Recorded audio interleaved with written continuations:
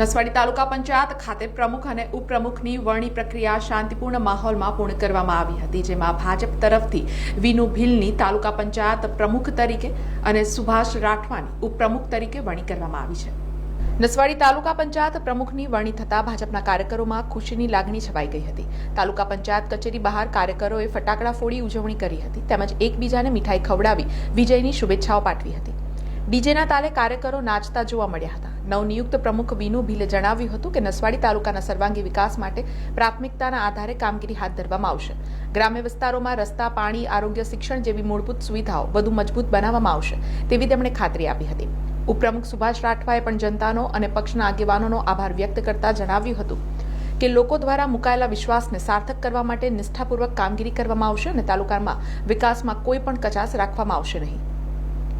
નસવાડી તાલુકા પંચાયત ખાતે યોજાયેલી આ વરણી પ્રક્રિયામાં ભાજપના આગેવાનો, ચૂંટાયેલા સભ્યો તેમજ મોટી સંખ્યામાં કાર્યકરો ઉપસ્થિત રહ્યા હતા। સમગ્ર કાર્યક્રમ દરમિયાન ઉત્સાહ અને ઉજવણીનો માહોલ જોવા મળ્યો હતો।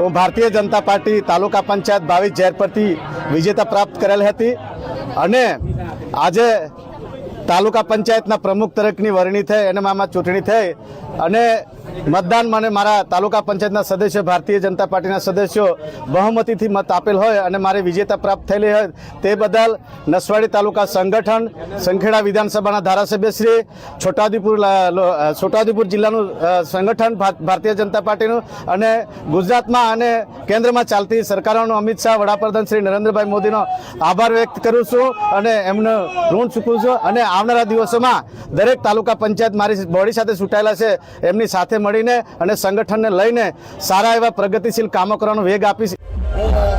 જંગી બહુમતી જીત મેળવી હતી અને આજે નસવાડી તાલુકા પંચાયતના ઉપપ્રમુખ તરીકે મને વરણી કરી તો હું પ્રદેશનો આભાર માનું છું, જિલ્લાના સંગઠનનો આભાર માનું, તાલુકાના સંગઠનનો આભાર માનું, ધારાસભ્યશ્રીનો આભાર માનું।